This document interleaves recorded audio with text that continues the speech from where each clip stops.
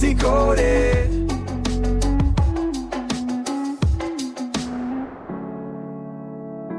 Welcome to Book Decoded. Today we're looking at a really fascinating book, Elizabeth Weingarten's How to Fall in Love with Questions. It's a great one. Yeah, it poses this intriguing idea.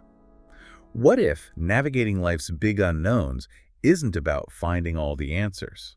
Right. What if it's about learning to, love the questions themselves? Exactly. The book suggests our whole relationship with uncertainty really reflects our relationship with ourselves. Let's unpack that. Okay. So this idea of uncertainty, it's not just, not having information, is it? No, not quite. The book defines it more as a sense of doubt that blocks or delays action. It kind of freezes you. Freezes you, okay.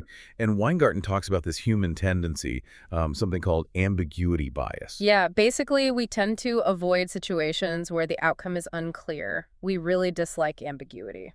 And there's also a need for closure. We want answers, quickly. Definitely. We crave certainty, even if getting it means accepting maybe a bigger risk sometimes, or settling for a less than ideal answer just to feel settled. That makes sense. But here's something odd the book points out. This modern paradox. Ah, yes, with the internet and phones. Right. You'd think having all this information at our fingertips would make us more comfortable with uncertainty. But it seems to do the opposite. Research suggests more screen time actually correlates with a growing intolerance for uncertainty. We're losing resilience. How does that work? Is it because we get used to instant answers? That seems to be part of it. We lose those sort of spontaneous everyday moments of just having to wait or not knowing immediately. Those moments actually build our tolerance. Huh. And there's a neuroscientific angle, too, about information being addictive. Yeah, this information can trigger similar reward pathways in the brain as things like food or drugs. Wow. So getting information makes us feel more certain. It gives us a hit, even if the information itself isn't particularly useful or accurate. So that constant seeking, that scrolling, it feeds this cycle. Which brings us to the potential downsides of always chasing immediate answers. The author, Weingarten, she's quite open about her own experiences, isn't she? She is. She talks about seeking fast, easy answers from all sorts of places, therapists, psychics, you name it, driven by this insatiable desire for answers. And that ties back to the need for closure, leading to mental impulsivity. Exactly. You leap to conclusions based on, pretty flimsy evidence sometimes just to close the loop. There's that example in the book, too, Sierra Kirkpatrick's story about parenting advice. Oh, right. That's powerful. She was so focused on doing things the right way, according to online advice, especially with breastfeeding. And it almost led to disaster. It did. Her baby wasn't getting enough nutrition. Her big realization was the right way isn't necessarily the right way for you. Sometimes the prescribed answer isn't the authentic one. That's a crucial point.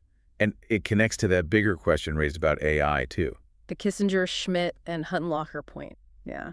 Which questions should we reserve for human thought versus handing them off to automated systems? It's a caution, really.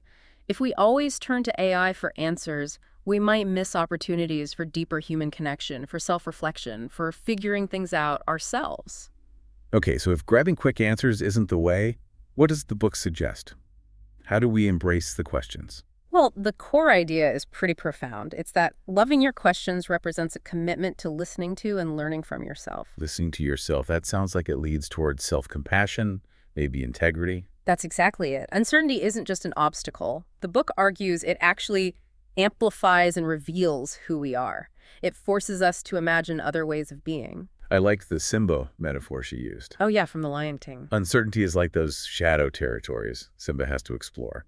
Scary, maybe, but necessary for growth. Right. You have to venture into the unknown parts of your life, or even yourself, to integrate them and expand your own sort of kingdom. So how do we actually do that? Are there strategies? Yes, definitely. The book offers some practical tools. One is patience. Patience? Yeah. Okay. Not huge acts, but small, everyday practices, like letting someone finish their story without interrupting.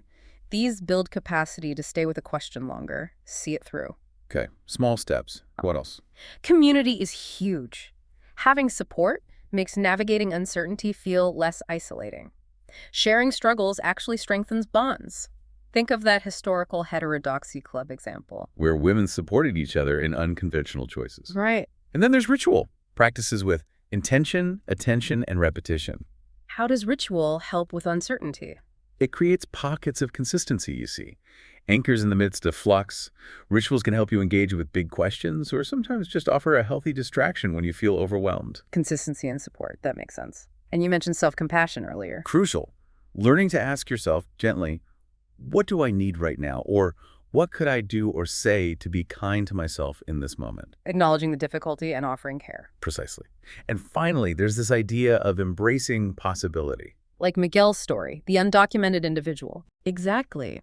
He learned that uncertainty didn't have to just limit him.